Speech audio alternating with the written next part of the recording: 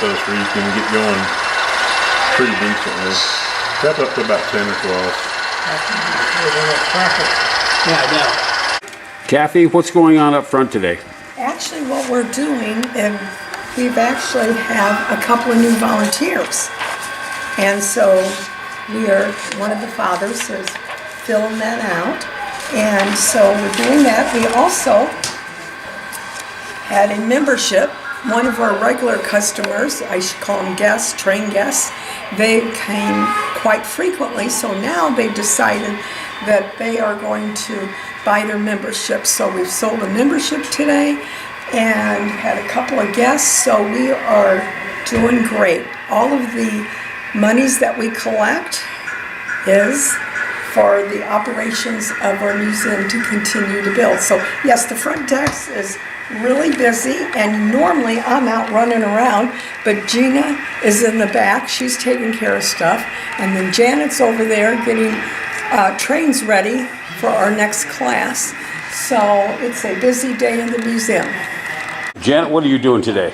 I'm doing pre-drilling on these little engine train cars so that when the kids come in to complete their project, they only have a few simple things to do, like.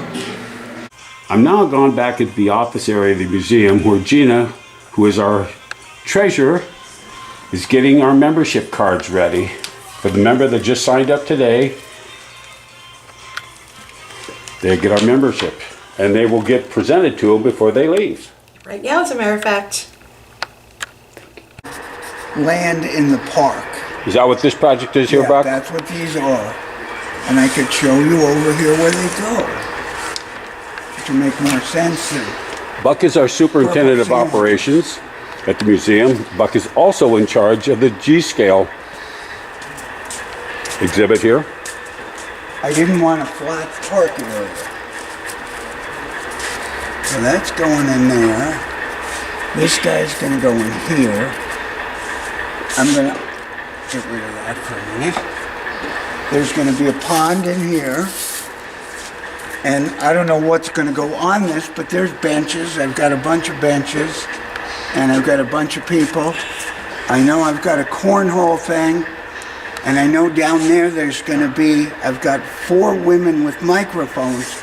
So I'm going to do a little like bandstand thing.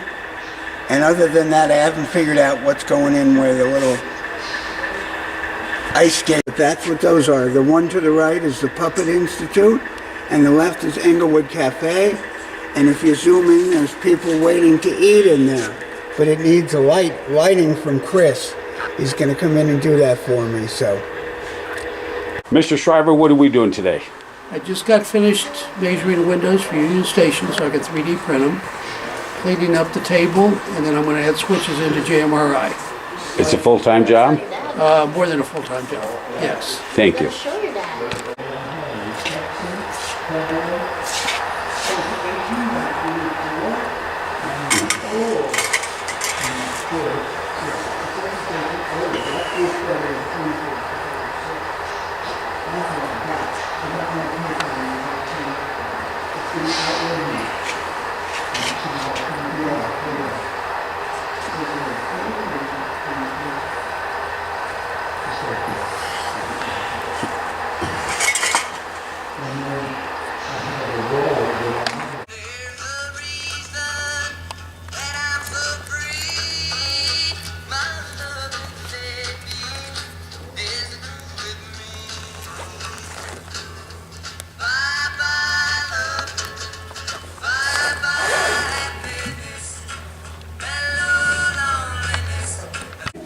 Wayne, can you give me an update on Union Station?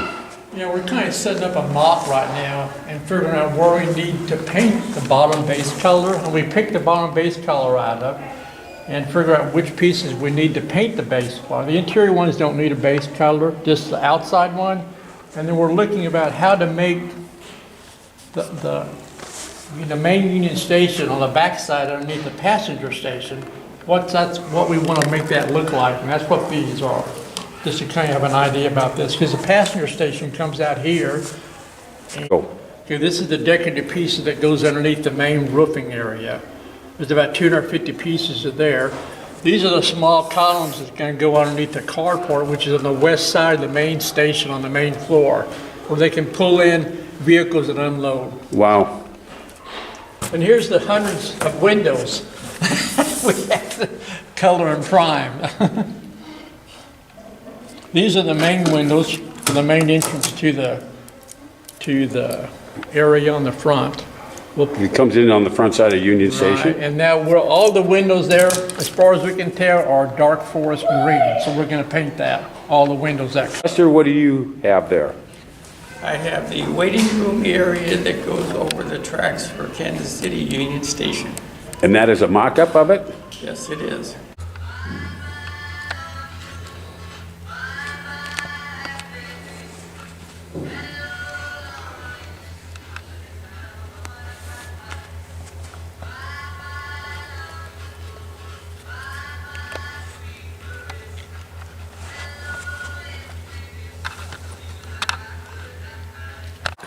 So you have couplers again on this thing. So I'll put her on here. Freshly installed. And with this engine, you always want to put the back truck on first, because the plow clearance is close at best. So I'm gonna have to work on that a bit more.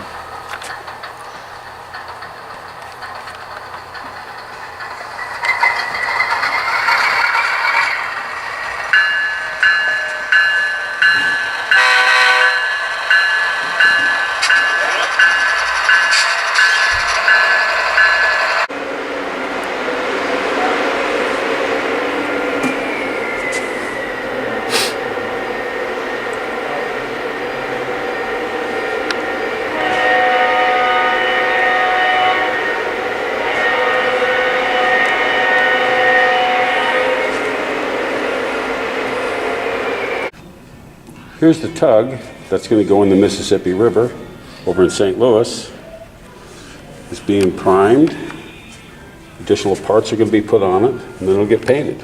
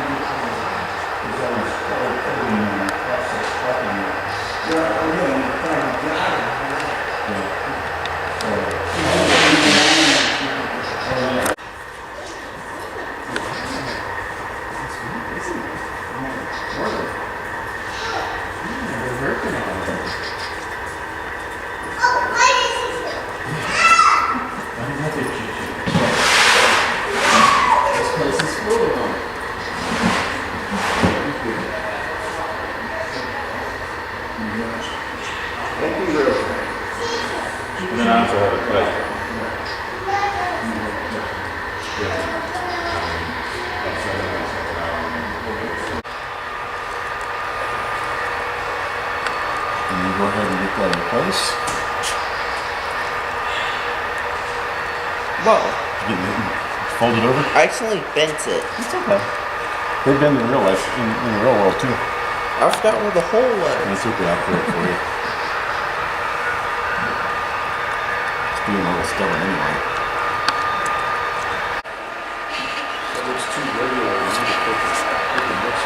It's going to be similar like what I want in here. Just going to randomize it. And you're right.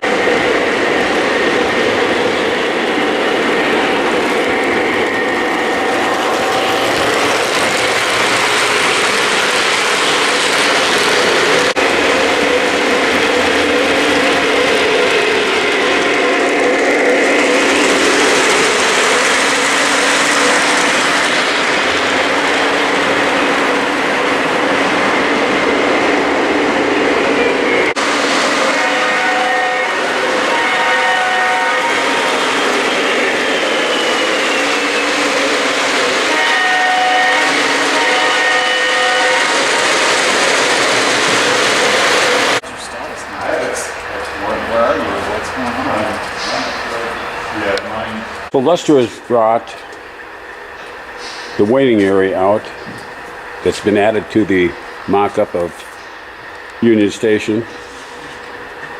So we're putting our measurements together. So the sheds will start right there.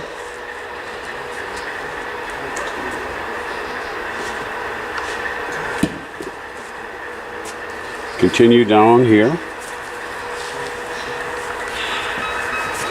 Again, these are the passenger train sheds.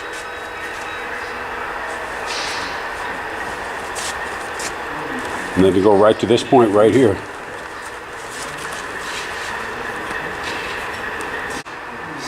Some of the volunteers have been placing buildings in the different areas on the HO exhibit.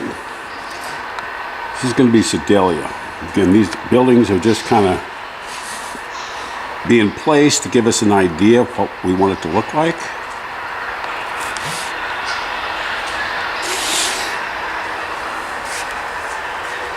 You might say this is the second part of phase 2, where we're doing just that. We're placing buildings, getting ideas,